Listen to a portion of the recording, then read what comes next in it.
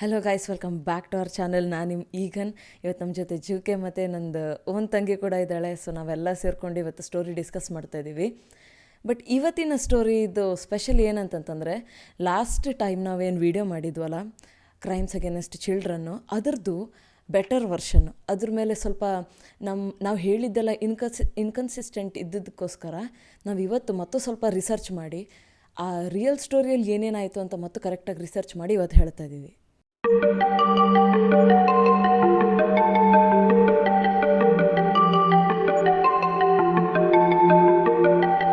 ನಾನು ನಿಮಗೆಲ್ಲ ಒಂದು ಕ್ವಶನ್ ಕೇಳ್ತೀನಿ, ಆಯಿತಾ? ನಿಮ್ಮ ಲಾಂಡ್ರಿ ಬಾಸ್ಕೆಟಲ್ಲಿ ನೀವು ಏನೇನು ಇಡೋಕ್ಕೆ ಸಾಧ್ಯ? ಬಟ್ಟೆ ಅಲ್ಲ, ಆಫ್ಕೋರ್ಸ್ ಬಟ್ಟೆ ಇಟ್ಕೊತೀವಿ, ಇಲ್ಲಾಂತಂದರೆ ಏನಾದ್ರು ಒಂದು ಸ್ಟೋರೇಜ್ ಥರ ಇಟ್ಕೊತೀವಲ್ಲ. ಲಾಂಡ್ರಿ ಬಾಸ್ಕೆಟಲ್ಲಿ ಒಂದು ಮಗು ನಿಲ್ಲಿಸ್ಲಿಕ್ಕೆ ಅಥವಾ ಮಗುನ ಮೇಂಟೈನ್ ಮಾಡಲಿಕ್ಕೆ ಇಡ್ತೀರಾ ನೀವೆಲ್ಲ.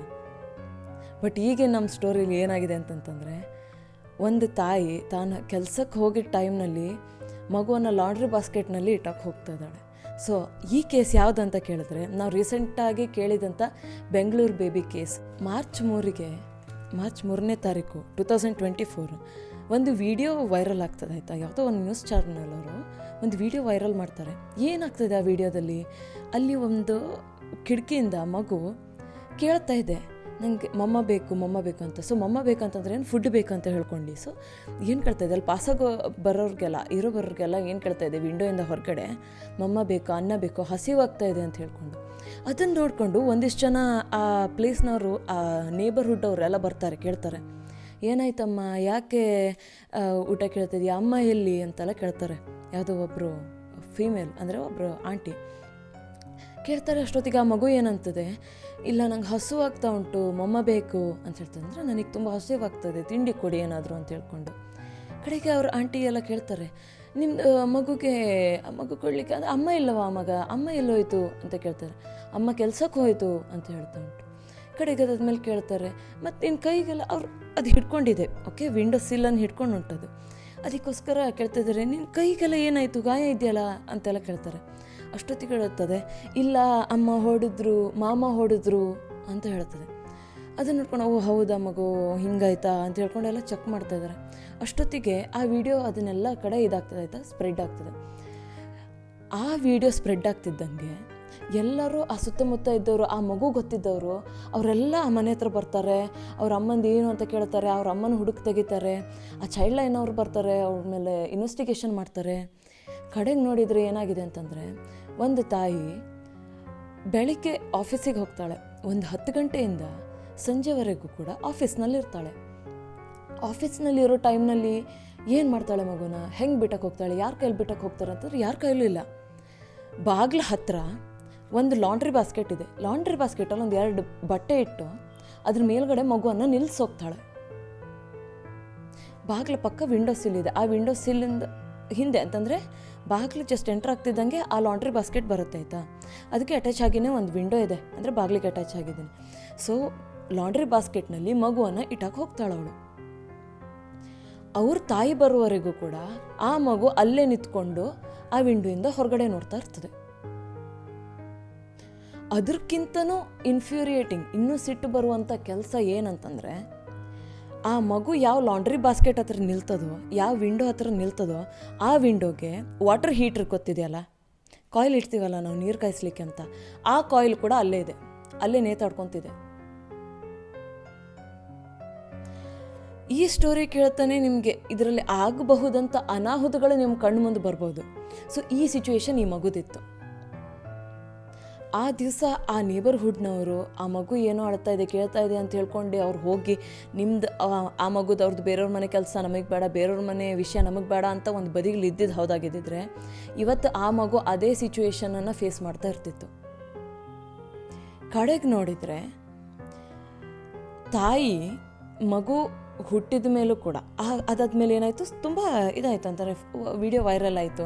ಈ ಮಗುದು ತಂದೆದು ಏನಿದೆ, ಪ್ರೆಸೆನ್ಸ್ ಏನಿದೆ, ತಂದೆ ಎಲ್ಲಿದ್ದಾನೆ, ಇದು ಯಾಕೆ ಅಮ್ಮನ ಹತ್ರ ಇದೆ, ಅಮ್ಮ ಕೂಡ ಯಾಕೆ ಅವಳಿಗೆ ಕೇರ್ ಮಾಡಲಿಕ್ಕಾಗಲ್ಲ, ಅದನ್ನೆಲ್ಲ ಹುಡುಕ್ತಾ ಬಂದಂಗೆ ಅವ್ರಿಗೆ ಗೊತ್ತಾಗಿದೆ ಏನಾಯ್ತಂದರೆ, ಮಗು ಹುಟ್ಟಿದ ಕೂಡಲೇ ಯಾವಾಗ ಮಗುಗೆ ಮೋಸ್ಟ್ ನರ್ಚರಿಂಗ್ ಬೇಕಾಗಿರ್ತದೋ, ಯಾವಾಗ ತಾಯಿಯ ಕೇರ್ ಹೈಯೆಸ್ಟ್ ಪೀಕಲ್ಲಿ ಬೇಕಾಗಿರ್ತದೋ, ಆವಾಗ ಅವ್ರ ಅಮ್ಮಂದೇ ಪ್ರೆಸೆನ್ಸ್ ಇರಲಿಲ್ಲ ಅಂತ. ಸೊ ತಾಯಿ ಏನು ಮಾಡ್ತಿದ್ಲು, ಮುಂಬೈಗೆ, ಡೆಲ್ಲಿಗೆ ಅಲ್ಲೆಲ್ಲೋ ಕೆಲಸಕ್ಕೆ ಅಂತ ಔಟ್ ಆಫ್ ಸ್ಟೇಟ್ ಹೋಗ್ತಿದ್ಲು. ಆ ನ್ಯೂ ಬಾರ್ನ್ ಮಗುನ ಏನು ಮಾಡ್ತಿದ್ಲು, ಒಂದು ನ್ಯಾನಿ ಅಂತಂದರೆ ಯಾರು ಹಿಂಗೆ ಮನೆ ಕೆಲಸ ಮಾಡ್ಲಿಕ್ಕೆ ಬರ್ತಾರಲ್ಲ ಅವ್ರ ಕೈಲಿ ಬಿಟ್ಟಕ್ಕೆ ಹೋಗ್ತಿದ್ಲು. ಆ ತಾಯಿ ಹೆಸರು ಅಂತಂದರೆ ಯಾರು ಸಾಕಿದ್ದಾಳಲ್ಲ ಅವಳಿಗೆ ಸಾಕಿದ ತಾಯಿ ಅಂತಲೇ ಹೇಳ್ಬೇಕಂತಂದ್ರೆ ಅವಳ ಕ್ರೆಡಿಬಿಲಿಟಿ ಇದ್ರಲ್ಲಿ ತುಂಬ ಜಾಸ್ತಿ ಉಂಟು. ಆ ಮಗುದ ಬೆಳವಣಿಗೆಗೆ ಅವ್ರದ್ದು ನೆಸೆಸಿಟಿ ಇದ್ರಲ್ಲಿ ತುಂಬ ಇಂಪಾರ್ಟೆಂಟ್ ಉಂಟು. ಅವ್ರ ಹೆಸರು ನಾಗಮ್ಮ ಅಂತ ಹೇಳ್ಕೊಂಡು. ಓಕೆ, ಸೊ ಅವರಮ್ಮ ಡೆಲ್ಲಿ ಮುಂಬೈ ಅಂತ ಅಲ್ಲಿ ಹೋಗೋಳು. ನಾಗಮ್ಮನ ಹತ್ರ ಬಿಟ್ಟಕ್ಕೆ ಹೋಗ್ತಿದ್ಲು ಮಗುನ. ಸೊ ಮಗು ಬಿಟ್ಟು ಹೋದಾಗ ಕೂಡ ನಾಗಮ್ಮ ಆ್ಯಸ್ ಅ ಮದರ್ ಏನೇನು ಕೆಲಸ ಮಾಡಬೇಕಿತ್ತು ಅದನ್ನೆಲ್ಲ ಅವಳು ಮಾಡ್ತಿದ್ಲು. ನಾಗಮ್ಮನಿಗೂ ಕೂಡ ಒಂದು ಮಗು ಇತ್ತು, ಅಂತಂದರೆ ಹೆಣ್ಮಗಳಿದ್ಲು. ಬಟ್ ಅವ್ರದ್ದು ಮದುವೆಯಾಗಿ ಅವಳನ್ನು ಹೊರಗಡೆ ಕಳಿಸಿದ್ಲು. ಅದಕ್ಕೋಸ್ಕರ ನಾಗಮ್ಮ ಕೂಡ ಒಬ್ಬಳೇ ಇದ್ಲು. ಸೊ ಅವ್ರ ಮನೇಲಿ ಈ ಮಗುವನ್ನು ಪೂರಾ ಕೇರಿಂದ ಪೂರಾ ಅಟೆನ್ಷನ್ ಕೊಟ್ಟು ಒಂದು ತಾಯಿಯಾಗಿ ಹೆಂಗೆ ಆ ಮಗುಗೆ ನರ್ಚರ್ ಮಾಡಬೇಕಿತ್ತಲ್ಲ ಅದನ್ನು ಅವಳೊಬ್ಬಳೇ ಮಾಡ್ತಾ ಆ ಮಗುನ ಸಾಕಿದ್ಲಾಗಿತ್ತು. ಕಡೆಗೆ ಎಷ್ಟೋ ಈ ಘಟನೆ ಆಗೋಕ್ಕಿಂತ ಸ್ವಲ್ಪ ತಿಂಗಳ ಮುಂಚೆ ಅವರಮ್ಮ ಬಂದು ಒಂದು ತಿಂಗಳ ಗಂಟೆ ಅಲ್ಲ, ಸ್ವಲ್ಪ ಒಂದು ವರ್ಷನ ಅಷ್ಟೊತ್ತಿಗೆ ಅವ್ರಮ್ಮ ಬಂದ್ಲು ವಾಪಸ್. ಬಂದು ಇಲ್ಲ ನಾ ಮಗನ ಕರ್ಕೊಂಡು ಹೋಗ್ಕೊಂಡು ನಾನು ಸಾಕೋತೀನಿ ಅಂತ ಅಂದ್ಲು. ಆಯಿತಾ, ಈ ಹುಡುಗಗೆ ಕಡೆಗೆ ಅಮ್ಮನ ಹತ್ರ ತೊಗೊಂಡೋಗಿ ಸಾಕೊಂಡ್ಮೇಲೆ ಅದು ಅಲ್ಲಿ ಹೋಗಿ ಸಾಕೊಂಡ್ಬೇಕಾದ್ರೂ ಕೂಡ ಪೊಲೀಸಿನ ಕಂಪ್ಲೇಂಟ್ ಆಗಿ ಅಂತಂಥದ್ದೆಲ್ಲ ಆಗಿದೆ. ಕಡೆಗೆ ಅದಾದಮೇಲೆ ಹೋಗಿ ಸಾಕೊಂಡು ತಂದು ಎಷ್ಟು ತಿಂಗಳಾದಮೇಲೆ ಜಾಬ್ ಸಿಗ್ತದೆ ಅದೆಲ್ಲ ಆಯಿತು. ಬಟ್ ಆ ಥ್ರೂ ಔಟ್ ಡ್ಯೂರೇಷನ್ ಏನಿದೆಯಲ್ಲ, ಆ ಮಗುನ ಅವಳು ಹೋಗಿ ಕರ್ಕೊಂಡು ಅಲ್ಲಿ ಹೋಗಿ ಸಾಕೊಂಡಾದ್ಮೇಲೆ ಅವಳು ಯಾಕಾಗಿ ಆ ಮಗುನ ತನ್ನ ಹತ್ರ ವಾಪಸ್ ಕರ್ಕೊಂಡು ಹೋದ್ಲು ಗೊತ್ತಿಲ್ಲ. ಯಾಕಂದರೆ ಅವಳಿಗಂತೂ ಫ್ರೀಯಾಗಿ ಜೀವನ ಮಾಡಬೇಕು ಅಂತಾರ ಬಿಂದಾಸ್ ಜೀವನ ಮಾಡ್ಬೇಕಂತ ಆಗಿದ್ದಿದ್ರೆ ಅವ್ರ ಮಗುನ ಇಟ್ಕೊಂಡಾದ್ರೆ ಆಗೋದಿಲ್ಲಾಗಿತ್ತು. ಬಟ್ ಆದರೂ ಕೂಡ ಅದನ್ನು ಯಾಕೆ ಅವಳು ಕರ್ಕೊಂಡು ಹೋದ್ಲು, ಯಾವ ಶೋಕಿಗೋಸ್ಕರ ಅವಳು ಅಲ್ಲಿ ಕರ್ಕೊಂಡು ಹೋದ್ಲು ಅನ್ನೋದು ನಮಗೆ ನಿಜ ಗೊತ್ತಿಲ್ಲ. ಅವಳ ತಲೆಯಲ್ಲಿ ಏನು ಹೋಗ್ತಾ ಇತ್ತು ಅಷ್ಟೊತ್ತಿಗಂತೂ ಗೊತ್ತಿಲ್ಲ. ಓಕೆ, ಸೊ ಇಷ್ಟೆಲ್ಲ ಟೈಮ್ ಆದಮೇಲೆ ಅವರು ಈಗ ಈ ವಿಡಿಯೋ ಏನು ವೈರಲ್ ಆಯ್ತಲ್ಲ ಅದಾದಮೇಲೆ ಈ ಥರ ಆಯಿತು, ಇವಳಿಗೆ ಸರಿ ಟ್ರೀಟ್ ಮಾಡ್ತಿಲ್ಲ ಅನ್ನೋದು ಗೊತ್ತಾಯಿತು. ಇಷ್ಟೆಲ್ಲ ಹಾಕೊಂಡು ನೋಡಿಕೊಂಡು ಇವರೆಲ್ಲ ಏನು ಮಾಡ್ತಾರೆ, ಸೊಸೈಟಿಯವರು ಆ ಮಗುನ ಹೊರಗೆ ಕರೀತಾರೆ. ಓಕೆ, ಏನೋ ಮಾಡಿ ಹೊರಗೆ ಕರೀತಾರೆ. ಅವ್ರ ಅಮ್ಮನಿಗೂ ಕಾಲ್ ಮಾಡ್ತಾರೆ. ಒಂದು ಕಡೆಯಿಂದ ಅಮ್ಮನಿಗೆ ವಿಚಾರಣೆ ಮಾಡ್ತಾ ಇದ್ದಾರೆ, ಯಾಕೆ ನೀವು ಹಿಂಗೆ ಮಾಡ್ತಿದ್ದೀರಾ, ನಾವಿಲ್ಲಿ ಇಷ್ಟೆಲ್ಲ ಜನ ಇದ್ದೀವಿ, ಒಂದು ಕಮ್ಯುನಿಟಿ ಇದ್ದೀವಿ, ನಿಮ್ಗೆ ಯಾರಿಗೂ ಒಂದು ದಿನ ನನ್ನ ಮಗುವನ್ನು ನೋಡ್ಕ ಅಂತ ಹೇಳಲಿಕ್ಕೆ ಆಗಲಿಲ್ವಾ, ನಾವು ಯಾರೂ ಕೂಡ ಬರೋದಿಲ್ಲಾಗಿತ್ತಾ ನಿಮಗೆ ಅಂತ ಹೇಳ್ಕೊಂಡು ಕೇಳ್ತಾ ಇದ್ದಾರೆ, ಎಲ್ಲ ಕ್ವಶನ್ ಮಾಡ್ತಾ ಇದ್ದಾರೆ. ಮತ್ತೊಂದು ಸೈಡಲ್ಲಿ ಅವ್ರು ಹೇಳ್ತಾ ಇದ್ದಾರೆ, ಓಕೆ ನಿಮ್ಮವ್ರೆ ಅಂತಲೂ ಯಾರೂ ಇಲ್ವಾ, ಯಾರೂ ಇಲ್ದಾಗಿದ್ದ ಸಮಯದಲ್ಲಿ ನೀವು ಯಾಕೆ 3-4 ವರ್ಷದ ಹುಡುಗನ ನೀವು ಮನೇಲಿ ಬಿಟ್ಟಕ್ಕೆ ಹೋಗ್ತೀರಿ ಅಂತ ಹೇಳ್ಕೊಂಡು. ಅದಾದಮೇಲೆ ಮತ್ತೊಂದು ಅಲ್ಲಿರೋ ಲೋಕಲ್ ಪೀಪಲೆಲ್ಲ ಏನು ನೋಟಿಸ್ ಮಾಡಿದ್ರು ಅಂದರೆ ಮಗು ಮೈ ಮೇಲೆ ಪೂರ ಗಾಯ ಆಗಿದೆ ಅಂತ ನೋಟಿಸ್ ಮಾಡಿದರು. ಅದಾದಮೇಲೆ ಆ ಮಗುದು ಬಟ್ಟೆ ಎಲ್ಲ ತೆಗೆದು ನೋಡಿದಾಗ ಏನಾಗಿದೆ ಅಂದರೆ ಮೈ ತುಂಬ ಗಾಯ, ಬರೆ ಎಲ್ಲ ಆಗಿದೆ, ಎಲ್ಲ ಮೈ ತುಂಬ ಬರೆ ಇದೆ. ತಲೆಯಲ್ಲಿ ಒಂದು ಡೆಂಟ್ ಬಿದ್ದಿದಾಗ ಅವ್ರು ಕೇಳ್ತಾ ಇದ್ದಾರೆ, ಮಗ ತಲೆಗೆ ಏನಾಯಿತು ಅಂತ ಹೇಳ್ಕೊಂಡು ಅಂತ. ಅವ್ನು ಹೇಳ್ತಾ ಇದ್ದೀನಿ, ಇಲ್ಲ ಅಮ್ಮ ಕುಕ್ಕರ್ ತೊಗೊಂಡು ಹೊಡೆದ್ಲು ಅಂತ ಹೇಳ್ಕೊಂಡು. ಇದನ್ನೆಲ್ಲ ಅವರು ಲೋಕಲ್ ಪೀಪಲ್ ಯಾರಿದ್ದಾರಲ್ಲ ಅವ್ರಿಗೆಲ್ಲ ಹೇಳ್ತಾ ಇದ್ದಾನೆ ಈ ಮಗು. ಆಯಿತಾ, ಇಷ್ಟೆಲ್ಲ ಆಯಿತು. ಅದಾದಮೇಲೆ ಮತ್ತೊಂದು ಏನು ಮಾಡಿದ್ದಾರೆ ಅಂದರೆ ಅವ್ರು ಪೂರಾ ಬಟ್ಟೆ ತೆಗೆದು ನೋಡಿದಾಗ ಮಗುದು ಪ್ರೈವೇಟ್ ಪಾರ್ಟ್ಸಲ್ಲಿ ಕಚ್ಚಿದ ಥರ ಮಾರ್ಕ್ ಇದೆ ಅಂತ. ಈಗ ಇಷ್ಟೆಲ್ಲ ಅದನ್ನು ತಲೆಯಲ್ಲಿಟ್ಟುಕೊಂಡು ಜನ ಅಲ್ಲಿ ಲೋಕಲ್ಸ್ ಅಷ್ಟು ಇನ್ಫ್ಯೂರಿಯೇಟ್ ಆಗಿ ಅಂದರೆ ಅಷ್ಟು ಸಿಟ್ಟು ಬಂದು ಅವ್ರ ಅಮ್ಮನಿಗೆ ಕ್ವಶನ್ ಕೇಳ್ತಾ ಇದ್ದಾರೆ, ಇದು ಯಾಕೆ ಹಿಂಗಾಯಿತು, ಮಗು ಬಗ್ಗೆ ನೀವು ಯಾಕೆ ಈ ಥರ ನೆಗ್ಲೆಕ್ಟ್ ಮಾಡ್ತಾ ಇದ್ದೀರಿ, ಮಗುಗೆ ಯಾಕೆ ಹಂಗಾಯಿತು ಅಂತೆಲ್ಲ ಕೇಳಿದ್ರು. ಇಲ್ಲ, ಮಗು ಬಿದ್ದ ಆ ಥರ ಗಾಯ ಆಯಿತು ಅಂತ ಅಂದ್ಲು ಅವಳು. ಓಕೆ, ಇದು as ridiculous as it sounds, ಇದು ಒಂಥರ ಅನ್ಬಿಲೀವೇಬಲ್. ಎಂತಕ್ಕಂದ್ರೆ ಅಲ್ಲಿ ಆಲ್ಮೋಸ್ಟ್ ನಾವು ಯಾರು ಪೆದ್ರಲ್ಲ. ಆ ವೂಂಡ್ಸ್ ನೋಡಿದ್ರೆ, ಆ ಗಾಯಗಳು ನೋಡಿದ್ರೆ ನಮ್ಗೆ ಅರ್ಥ ಆಗ್ತದೆ. ಇದ್ರ ಮೇಲೆ ಮಗು ಬಿದ್ದಾಗ ಬೇರೆ ಥರ ಗಾಯ ಆಗ್ತದೆ, ಹೊಡೆದಾಗ ಬೇರೆ ಥರ ಗಾಯ ಆಗ್ತದೆ. ಅದೇ ದೌರ್ಜನ್ಯ ನಡೆಸಿದಾಗ ಆ ಮಗು ಮೇಲೆ ಆ ಗಾಯಗಳಾಗೋದೇ ಬೇರೆ ಥರ.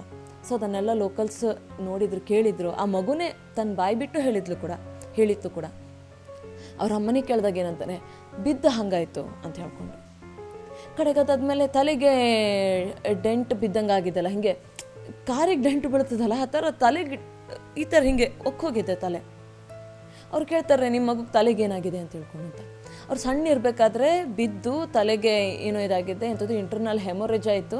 ಅದಕ್ಕೋಸ್ಕರ ಡಾಕ್ಟ್ರಿಗೆ ಕಾಣಿಸಿದಾಗ ಅದ್ರ ಮೇಲೆ ಏನೇನೋ ಮಾಡಿದ್ರು, ಸರ್ಜರಿ ಆಯಿತು, ಅದಕ್ಕೆ ಅದು ಬುದ್ಧಿಮಂದ ಇದೆ ಮಗು ಅಂತ ಹೇಳ್ತಾರೆ. ಯಾವ ಬುದ್ಧಿಮಂದ ಇರೋ ಮಗು ಇಷ್ಟು ಕ್ಲೀನಾಗಿ ತನ್ನ ಸೆಲ್ಫ್ ಜೊತೆ ಏನು ನಡೀತು ಅನ್ನೋದನ್ನು ಹೇಳಲಿಕ್ಕೆ ಸಾಧ್ಯ? ಕಡೆಗೆ ಅದೇ ಕ್ವಶನ್ ನಾಗಮ್ಮ ಕೇಳ್ತಾರೆ. ನಾಗಮ್ಮ, ನೀವು ನೋಡ್ಕೊತ ಇರಬೇಕಾದ್ರೆ ಈ ಮಗುಗೆ ಈ ಥರ ಇತ್ತಾ ಅಂತ ಹೇಳ್ಕೊಂಡು. ಎಂತಕ್ಕಂದ್ರೆ ತಾಯಿ ಏನಂದಿದ್ಲು, ಅವಳು ಹುಡ್ತಾನೆ ಈ ಥರ ಆಗಿತ್ತು, ಒಂದು ಸಿಚುವೇಶನ್ ಆಯಿತು, ಅದರಿಂದ ಮಗುಗೆ ಈ ಥರ ಆರಾಮಿಲ್ದಾಗಿದ್ದಂಗೆ ಆಯಿತು ಅಂತ. ನಾಗಮ್ಮ ಕೇಳ್ತಾರೆ, ನಾಗಮ್ಮ ಹೇಳಿ ನೀವು ನಿಮ್ಮ ಜೊತೆ ಇದ್ದಾಗ ಈ ಥರ ಆಯಿತಾ ಅಂತ ಹೇಳ್ಕೊಂಡು.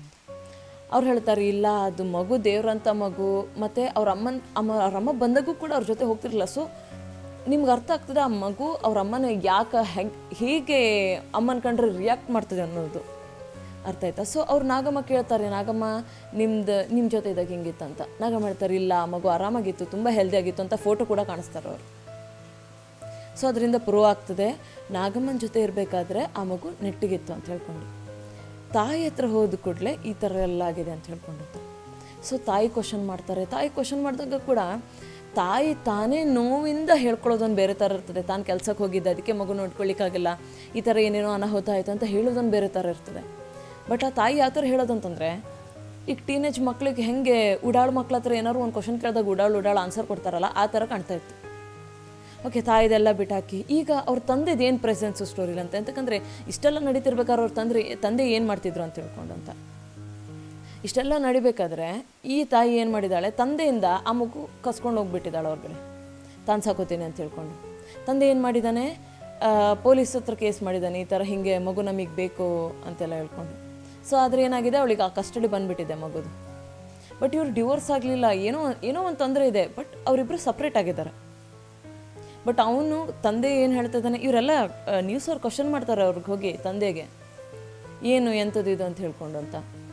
ಅದು ನೋಡಿದರೆ ಆ ತಂದೆ ಹೇಳ್ತಾನೆ, ಅವಳದ್ದು ಬಾಯ್ ಫ್ರೆಂಡು, ಅವಳದ್ದು ಎಕ್ಸ್ಟ್ರಾ ಏನು ಅಫೇರ್ಸ್ ಇದೆ ಅಲ್ಲ, ಅವ್ರದ್ದೆಲ್ಲ ಫೋಟೋ ಇಟ್ಟು ಹೇಳ್ತಾನೆ, ಇದೇ ಮನುಷ್ಯ, ಇವನ ಜೊತೆ ಅಫೇರ್ ಇದೆ, ಇವನ ಜೊತೆ ಹೋಗಿದ್ದಾಳೆ, ಅದರಿಂದ ಹಿಂಗಾಯ್ತು ಅಂತೆಲ್ಲ ಹೇಳ್ಕೊಂಡು. ಎಲ್ಲದಕ್ಕೆ ನೀವು ಹೊಡಿತೀರಿ ಬಡಿತೀರಿ ಅದೆಲ್ಲ ಫೈನ್ ಆಯಿತು, ಆಯಿತಾ. But much more serious part ನಾವು ಇಲ್ಲಿ ಮಿಸ್ ಮಾಡ್ತಿರೋದು ಏನಂತಂದರೆ, ಮಗುದು ಪ್ರೈವೇಟ್ ಪಾರ್ಟ್ಸಲ್ಲಿ ಕಚ್ಚಿದ ಮಾರ್ಕು, ಬರೆಯೋದು ಮಾರ್ಕು ಯಾಕಿದೆ ಅನ್ನೋದು.